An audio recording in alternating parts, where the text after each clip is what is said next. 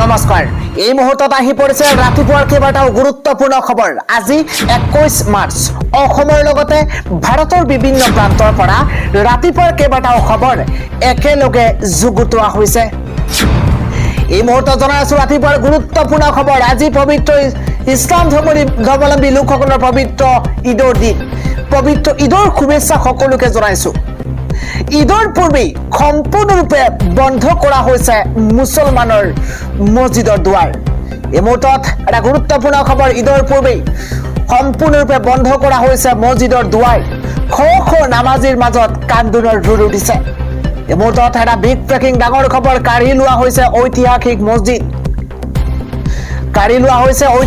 মছজিদ আৰু ঈদৰ পূৰ্বে বন্ধ কৰি দিয়া হৈছে মছজিদৰ দুৱাৰ এটা ব্ৰেকিং নিউজ আজি কান্দি কান্দি খ লোকে আদায় কৰিছে জুমাৰ নামাজ এটা বিগ ব্ৰেকিং কান্দি কান্দি জুমাৰ নামাজ কালি আদায় কৰিছে ইছলাম ধৰ্মাৱলম্বী লোকসকলে আল আকছা মছজিদৰ দুৱাৰ বন্ধৰ পাছত এতিয়া কান্দোন এবাৰ নামাজীৰ ইজৰাইলে ঈদৰ পূৰ্বে নিৰাপত্তাৰ বাবে বন্ধ কৰি দিছে আল আকছা মছজিদ ইজৰাইলে ঈদৰ পূৰ্বে নিৰাপত্তাৰ বাবে বন্ধ কৰি দিছে আল আকছা 1967 চনৰ পিছত প্ৰথমবাৰৰ বাবে ঈদত বন্ধ হৈছে মছজিদটো খবৰটো হৈছে উত্তপ্ত হৈ পৰিছে কংগ্ৰেছৰ কাৰ্যালয় এবাৰ জ্বলাই দিয়া হৈছে বেনাৰ পোষ্টাৰ এই মুহূৰ্তত ডাঙৰ পলিটিকেল খবৰ গৌৰৱ গগৈ দালাল আইকা দিছে কংগ্ৰেছে পলিটিকেল খবৰ এই মুহূৰ্তত জনোৱাৰ চেষ্টা কৰিছো কংগ্ৰেছ কৰ্মীৰ মাজত বিক্ষোভ অব্যাহত আছে একেলগে কংগ্ৰেছ এৰিছে প্ৰায় 1.5 শতাধিক লোকে এই মুহূৰ্তত গুৰুত্বপূৰ্ণ খবৰ কংগ্ৰেছ কাৰ্যালয়ত লংকাকাণ্ড কংগ্ৰেছী গৌৰৱ গগৈক টকাৰ দালাল আখ্যা এবাৰ ক্ষোভিত কংগ্ৰেছীয়ে জ্বলাই দিছে নদুৱাৰ সমষ্টিৰ কংগ্ৰেছৰ বেনাৰ এটা গুৰুত্বপূৰ্ণ খবৰ দাদুল বৰকটকীয়ে নদুৱাৰ সমষ্টিত টিকট নোপোৱাক লৈ এতিয়া ক্ষোভ উজাৰিছে প্ৰাক্তন বিধায়ক প্ৰাণেশ্বৰ বসুমতাৰীৰ এজন দালাল আখ্যা নদুৱাৰ সমষ্টিৰ শেষ কৰিছে প্ৰাণেশ্বৰ বসুমতাৰীয়ে প্ৰাৰ্থিত্ব পোৱা সুনীল ছেত্ৰী পেৰাচুট লেণ্ডিং কৰা প্ৰাৰ্থী বুলি অভিযোগ প্ৰাৰ্থী পোৱা সুনীল ছেত্ৰী পেৰাচুট লেণ্ডিং কৰা প্ৰাৰ্থী বুলি মন্তব্য কৰিছে কংগ্ৰেছ কৰ্মীৰ মাজত এতিয়া বিক্ষোভ অব্যাহত আছে আন এটা খবৰ হৈছে নিৰ্বাচনৰ পাছতে ৰাজ্যত চলিব ধাৰাবাহিক উচ্ছেদ অভিযান এই বৃহৎ মন্তব্য কৰিছে ৰাজ্যৰ মুখ্যমন্ত্ৰী হিমন্ত বিশ্ব শৰ্মাই এটা বিগ ব্ৰেকিং ডাঙৰ খবৰ নিৰ্বাচনৰ পাছতেই ৰাজ্যত চলিব ধাৰাবাহিক উচ্ছেদ অভিযান এটা গুৰুত্বপূৰ্ণ খবৰ অবৈধ অনুপ্ৰৱেশকাৰীৰ ভোট নালাগে বিজেপিক ঈদৰ এদিন পূৰ্বেই উচ্ছেদক লৈ বৃহৎ মন্তব্য কৰিছে মুখ্যমন্ত্ৰী হিমন্ত বিশ্ব শৰ্মাই বিজেপিৰ ইস্তাহাৰতেই আছে উচ্ছেদৰ প্ৰসংগ ৰাজ্যত উচ্ছেদ কাৰ্য এক ধাৰাবাহিক প্ৰক্ৰিয়া বুলি মন্তব্য নিৰ্বাচনৰ পাছতো সন্দেহজনক এলেকাত চলিব উচ্ছেদ অভিযান উচ্ছেদ প্ৰসংগৰ সৈতে সম্পৰ্ক নাই মুছলমানৰ নিৰ্বাচনত বিজেপিকে ভোট দিব খিলঞ্জীয়া মুছলমানে বাংলাদেশী অসমীয়া মুছলমানৰ মাজত আছে পাৰ্থক্য মন্তব্য কৰিছে মুখ্যমন্ত্ৰী গৰাকীয়ে বিজেপিৰ কাৰ্যালয়ত দলত আছে অসমীয়া মুছলমান প্ৰকৃত ভাৰতীয় মুছলমানক ভোট বিচাৰিব বিজেপিয়ে নিৰ্বাচনৰ পাছতেই ৰাজ্যত চলিব ধাৰাবাহিক উচ্ছেদ অভিযান পৰৱৰ্তী খবৰটো হৈছে অতুল বৰাৰ বাসগৃহত উপস্থিত হৈছে মুখ্যমন্ত্ৰী হিমন্ত বিশ্ব শৰ্মা এটা পলিটিকেল খবৰ জনোৱাৰ চেষ্টা কৰিছো টিকট কৰ্তনৰ পাছতেই অতুল বৰাৰ বাসগৃহ পাইছে মুখ্যমন্ত্ৰী হিমন্ত বিশ্ব শৰ্মাই টিকট কৰ্তনৰ পাছত অতুল বৰাৰ বাসগৃহত মুখ্যমন্ত্ৰী অতুল বৰাৰ সৈতে মিলিত হৈছে আলোচনাত মুখ্যমন্ত্ৰী গৰাকীয়ে টিকট কৰ্তনৰ পাছতেই ক্ষুণ্ণ হৈ পৰিছিল অতুল বৰা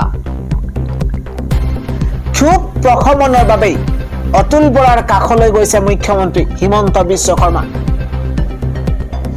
অতুল বৰাৰ বিজেপিতে থাকিব কলৈকো নাযায় বুলি মন্তব্য কৰিছে মুখ্যমন্ত্ৰী গৰাকীয়ে অতুল বৰাৰ সৈতে আলোচনাত বহি এই মন্তব্য কৰিছে মুখ্যমন্ত্ৰী হিমন্ত বিশ্ব শৰ্মাই বিশেষ কাৰণত মনোনয়ন দিব পৰা নগল অতুল বৰা সকলোৰে মন বেয়া লাগে তেওঁৰো লাগিছিল সকলোৰে মন বেয়া লাগিছে। দিছপুৰ সমষ্টি হেৰুৱাৰ পাছতেই ৰাজনৈতিক মহলত চৰ্চা অব্যাহত আছে। মীৰা বৰঠাকুৰক মুকলিকৈ সহযোগ কৰাৰ কথা কৈছিল বৰাই। সেই ঘোষণাৰ পাছতে উপস্থিত মুখ্যমন্ত্ৰী। টিকট কৰ্তনৰ পাছত অতুল বৰাৰ বাসগৃহত উপস্থিত হৈছে মুখ্যমন্ত্ৰী হিমন্ত বিশ্ব শৰ্মা। জনাইছো পৰৱৰ্তী খবৰ। ৰাজ্যত শোকাবহ দুৰ্ঘটনা সংঘটিত হৈছে। থিতাতে নিহত হৈছে প্ৰিয়া কুলি।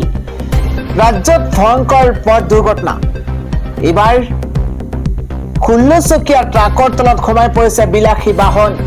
এটা গুৰুত্বপূৰ্ণ খবৰ এই মুহূৰ্তত জনোৱাৰ চেষ্টা কৰিছো। য'ত থিতাতে এগৰাকী চিকিৎসক প্ৰিয়া কুলি নিহত হৈছে বুলি জানিব পৰা গৈছে। নিহত লখিমপুৰ কেঞ্চাৰ হস্পিটেলৰ ডক্টৰ প্ৰিয়া কুলি। গুৰুতৰভাৱে আহত হৈছে চিকিৎসক প্ৰিয়া কুলিৰ স্বামী সীমান্ত কুলি। প্ৰিয়া কুলি আৰু সীমান্ত কুলিৰ ঘৰ মাজুলীত। আহত সীমান্ত কুলিক ধেমাজি অসামৰিক চিকিৎসালয়লৈ প্ৰেৰণ কৰা হৈছে। ধেমাজি জিয়াদল চাৰিআলিত ভয়ংকৰ পথ দুৰ্ঘটনা। আন এটা খবৰ হৈছে আজি পবিত্ৰ ঈদ উল ফিতৰ আৰু গুৱাহাটীৰ সমূহীয়া নামাজৰ সময়ৰ তালিকা ইতিমধ্যে প্ৰকাশ পাইছে। সিজুবাৰী খানগাঁৱত পুৱা 6 বজাত অনুষ্ঠিত হ'ব পবিত্ৰ ঈদৰ নামাজ। দক্ষিণগাঁও শ্বাহী জামা মছজিদত পুৱা 8 বজাত, পাঞ্জাবাৰী ঈদগাহ মছজিদত পুৱা 8 বজাত নামাজ অনুষ্ঠিত হ'ব। হাতীগাঁও সিজুবাৰী ঈদগাহ ময়দানত পুৱা 8:30 বজাত, দক্ষিণগাঁও বুঢ়া মছজিদত পুৱা 8:30 বজাত নামাজ আদায় কৰা হ'ব।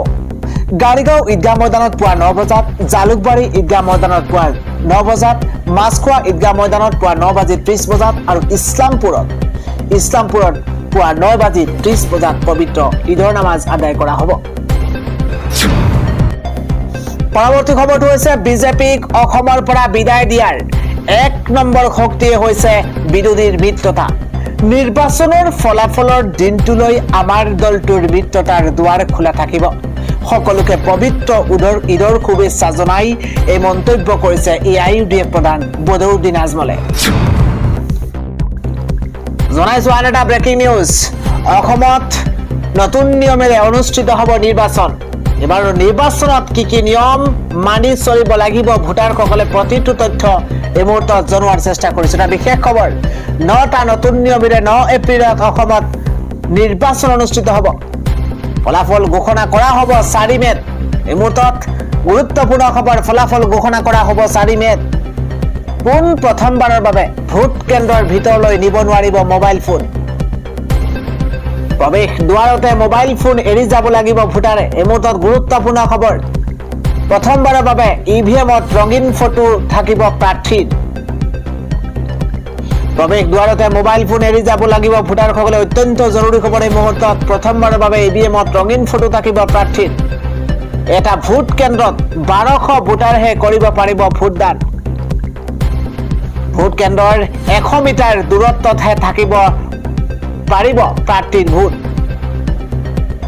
ভোটদানৰ পিছতেই ভোটাৰে লাভ কৰিব ক্লিয়াৰ ইনফৰমেশ্যন শ্লিপ। প্ৰতিটো ভোট কেন্দ্ৰত থাকিব 100% ৱেব কাষ্টিঙৰ ব্যৱস্থা। প্ৰতিটো ভোট কেন্দ্ৰত হ'ব পোনপটীয়া দৃশ্য গ্ৰহণ।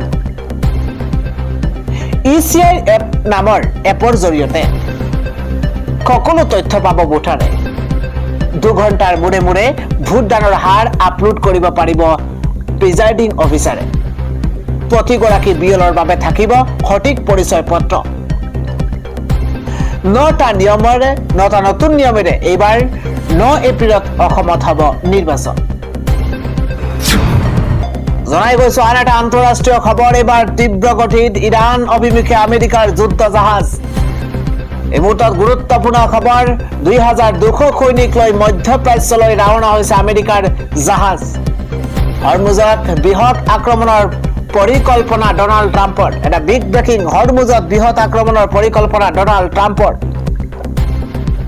USS ট্ৰিপলি যুদ্ধ জাহাজ তীব্ৰ ৰূপত গতি কৰিছে মধ্যপ্ৰাচ্যলৈ। ষ্ট্ৰেইট অফ হৰমুজক ইৰাণৰ নিয়ন্ত্ৰণৰ পৰা মুক্ত কৰিবলৈ ৰাওনা হৈছে। এয়াই আমেৰিকাৰ সৰ্ববৃহৎ সামৰিক কাৰ্য বুলি অভিহিত। হৰমুজত পুঠি তোলা ইউৰেনিয়ামৰ ভাণ্ডাৰ সুৰক্ষিত কৰিব সেনাই। এই পৰ্যন্ত ইৰাণলৈ স্থলসেনা প্ৰয়োগ কৰা নাছিল আমেৰিকাই। শেহতীয়া খবৰে সৃষ্টি কৰিছে আলোড়নৰ। বৰ্তমান জাহাজখনৰ অৱস্থিতি দক্ষিণ ভাৰতৰ মহাসাগৰত উপগ্ৰহৰ দৃষ্টিৰ পৰা সাৰি নগল আমেৰিকাৰ এই কৌশল। ডোনাল্ড ট্ৰাম্পক এই কথা সোধাত মানি লোৱা নাই ডোনাল্ড ট্ৰাম্পে। ডোনাল্ড ট্ৰাম্পে মানি লোৱা নাই। মই কলৈকো সৈন্য পঠোৱা নাই বুলি মন্তব্য। নিজৰ অভাৱনীয় সিদ্ধান্তৰ বাবে পৰিচিত ডোনাল্ড ট্ৰাম্প। ইৰাণ অভিযান অধিক শক্তিশালী কৰাৰ ভিতৰি পৰিকল্পনা। হাজাৰ হাজাৰ সেনা নিয়োগ কৰাৰ বিবেচনা আমেৰিকাৰ। পৰৱৰ্তী ডাঙৰ খবৰ হৈছে দেশত বাঢ়িছে এতিয়া বিপদ ঘণ্টা। হঠাৎ বৃদ্ধি হৈছে পেট্ৰল ডিজেলৰ দাম। বিগ ব্ৰেকিং ডাঙৰ খবৰ এই মুহূৰ্তত জনোৱাৰ চেষ্টা কৰিছো। আহি আছে নেকি ভয়াৱহ বিপদ? কিয়নো দেশত বাঢ়িছে বিপদ ঘণ্টা। মধ্যপ্ৰাচ্যৰ যুদ্ধই বিশ্বত মাতিছে সংকট। ভাৰতৰ জনতায়ো ভৰিব লাগিব ভয়ংকৰ লোকচান। ভাৰতৰ জনতায়ো বৃহৎ লোকচান ভৰিব লাগিব। ৰন্ধন গেছক লৈ হাহাকাৰৰ মাজতে আকৌ ৰাম টাঙোন, জনতাৰ মূৰত মাধমাৰ। দেশত হঠাৎ বৃদ্ধি হৈছে পেট্ৰল ডিজেলৰ দাম। প্ৰিমিয়াম পেট্ৰলৰ দাম প্ৰতি লিটাৰত 2.35 টকালৈ বৃদ্ধি হৈছে। ঔদ্যোগিক ডিজেলৰ দাম প্ৰতি লিটাৰত 22 টকাকৈ বৃদ্ধি। 87.57 টকাৰ পৰা 109.59 টকালৈ বৃদ্ধি হৈছে ডিজেলৰ মূল্য। ঔদ্যোগিক ডিজেলৰ দাম বৃদ্ধিয়ে প্ৰভাৱ পেলাব বজাৰত। যিকোনো মুহূৰ্ততেই অত্যাৱশ্যকীয় সামগ্ৰীৰ দাম বৃদ্ধিৰ আশংকা। মধ্যপ্ৰাচ্যৰ পৰা LPG টেংকাৰ অহাৰ পাছতো ব্যাপক নাটনি হৈছে। আগন্তুক দিনত পেট্ৰল ডিজেলৰ সংকটৰ আশংকা। কাটাৰৰ সৰ্ববৃহৎ গেছ ভাণ্ডাৰত ইৰাণৰ আক্ৰমণৰ পাছতে এই আশংকা। গেছ ভাণ্ডাৰটোৰ 17% ইন্ধন বিনষ্ট আক্ৰমণত। আহি আছে নেকি ভয়াৱহ বিপদ? পৰৱৰ্তী খবৰটো হৈছে EPPLত বিসম্বাদ। এবাৰ BPF-লৈ ভূপেন বড়ো, চন্দন ব্ৰহ্ম। এই মুহূৰ্তত বিগ পলিটিকেল ডাঙৰ খবৰ। BTCত সলনি হ'ব ৰাজনৈতিক প্ৰেক্ষাপট। এটা গুৰুত্বপূৰ্ণ খবৰ। BTCত সলনি হ'ব ৰাজনৈতিক প্ৰেক্ষাপট। UPPL দলত আৰম্ভ হৈছে বিসম্বাদ। পুনৰ BPF-ত যোগদান কৰিব ভূপেন বড়ো, চন্দন ব্ৰহ্মই। দুই নেতাক আদৰি ল'বলৈ সাজু হাগ্ৰামা মহিলাৰী। এটা গুৰুত্বপূৰ্ণ খবৰ। যিকোনো মুহূৰ্ততে BPF দলত যোগদান কৰিব দুই নেতাই। হাগ্ৰামা মহিলাৰীৰ উপস্থিতিত আজিৰ ভিতৰতে আহিব BPF-লৈ। UPPLৰ তালিকা প্ৰকাশৰ পাছতেই BTCত থান বান UPPL। BTCত সলনি হ'ব ৰাজনৈতিক প্ৰেক্ষাপট। আন এটা খবৰ হৈছে আমেৰিকাত ভয়ংকৰ জোকাৰণি। অহংকাৰে মাতিছে পতন। গুৰুত্বপূৰ্ণ খবৰ। আমেৰিকাত ভয়ংকৰ জোকাৰণি। এবাৰ ধূলিসাৎ হ'ল আমেৰিকাৰ অহংকাৰ। নিজৰ সামৰিক শক্তিক লৈ গৌৰৱ কৰা আমেৰিকাৰ বিপদ। আন দেশক তাচ্ছিল্য কৰা আমেৰিকাক লজ্জানত কৰিছে ইৰাণে। বিশ্বৰ সকলোতকৈ আধুনিক আৰু ব্যয়বহুল বিমান ধ্বংস। ইৰাণৰ আকাশ মাৰ্গত প্ৰৱেশৰ লগে লগেই চলিছে আক্ৰমণ। F-35 সাধাৰণ যুঁজাৰু বিমান নহয়। পঞ্চম প্ৰজন্মৰ যুঁজাৰু বিমানখনৰ মূল্য প্ৰায় 10 কোটি। অৰ্থাৎ ভাৰতীয় টকাৰ ইয়াৰ মূল্য 930 কোটি টকা। ইৰাণৰ ৰাডাৰে এই বিমানক ট্ৰেক কৰি হিট কৰা কাৰ্য আশ্চৰ্যজনক। ইৰাণে ধ্বংস কৰিছে আমেৰিকাৰ সৰ্বকালৰ শক্তিশালী F-35 যুদ্ধ বিমান। আন এটা খবৰ হৈছে মৰিগাঁৱত ভয়ংকৰ গুলীচালনা ৰাজ্যত নিৰ্বাচনী আচৰণবিধিৰ মাজতে ভয়ংকৰ কাণ্ড সংঘটিত হৈছে এই মুহূৰ্তত ৰাজ্যৰ নিৰ্বাচনী আচৰণবিধিৰ মাজতে ভয়ংকৰ কাণ্ড সংঘটিত হৈছে মৰিগাঁৱৰ দিন দুপৰতে ভয়ংকৰ গুলীচালনাৰ দৰে ঘটনা সংঘটিত হৈছে এটা গুৰুত্বপূৰ্ণ খবৰ মৰিগাঁৱৰ লাহৰীঘাটত গুলীচালনাত এজন লোকৰ মৃত্যু হৈছে আব্দুল বান্নান নামৰ এজনে লাহৰীঘাটত এই গুলীচালনা কৰিছে ব্ৰেকিং নিউজ বৰ্তমান পৰ্যন্ত উদ্ধাৰ হোৱা নাই মৃত্যু হোৱা লোকজনৰ পৰিচয় বৰ্তমান পৰ্যন্ত উদ্ধাৰ হোৱা নাই মৃত হোৱা লোকজনৰ পৰিচয় এটা গুৰুত্বপূৰ্ণ খবৰ ৰাজ্যত নিৰ্বাচনী আচৰণবিধিৰ মাজতে ভয়ংকৰ কাণ্ড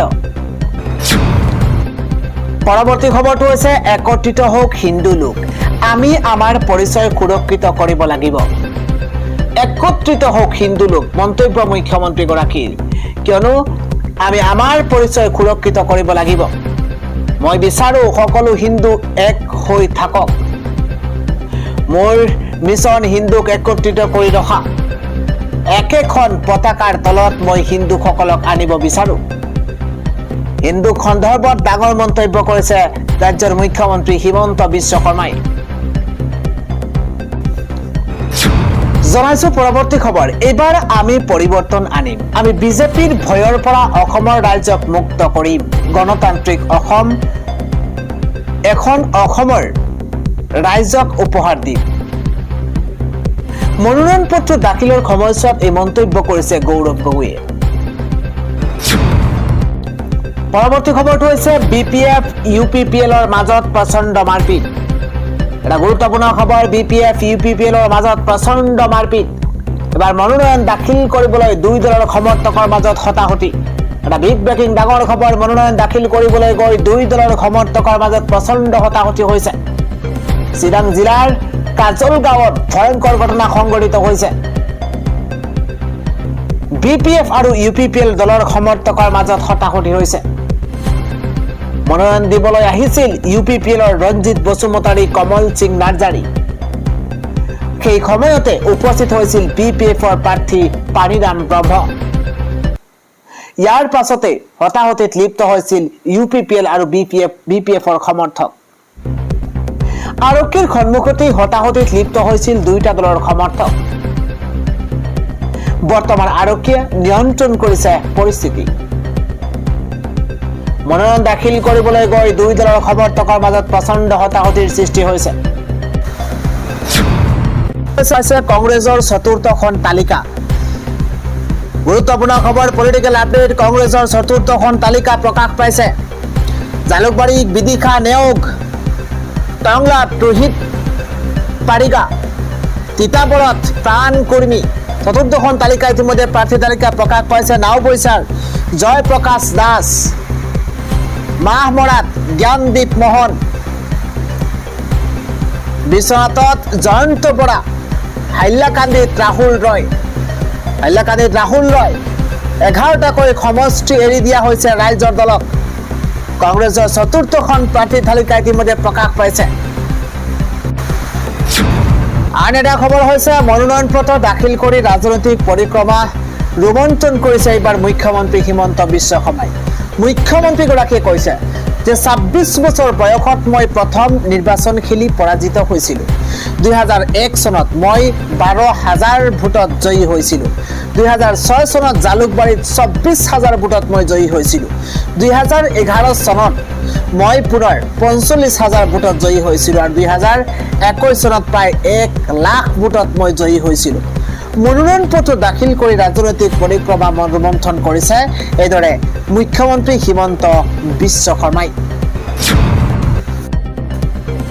আন এটা খবৰ হৈছে বিজনীত বিজেপিৰ টিকটৰ পৰা বঞ্চিত হৈ এইগৰাকী যুৱ নেতা অৰূপ নাথৰ ক্ষোভ অৰূপ নাথে কৈছে অহাবাৰ ময়ো কোনোবা নেতাক হেলিকপ্টাৰ দিম ময়ো ভৰি মালিচ কৰিম তেতিয়াহে টিকট পাম বিজনীত বিজেপিৰ টিকটৰ পৰা বঞ্চিত হৈ যুৱ নেতা এইগৰাকী অৰূপ নাথে ক্ষোভ উজাৰিছে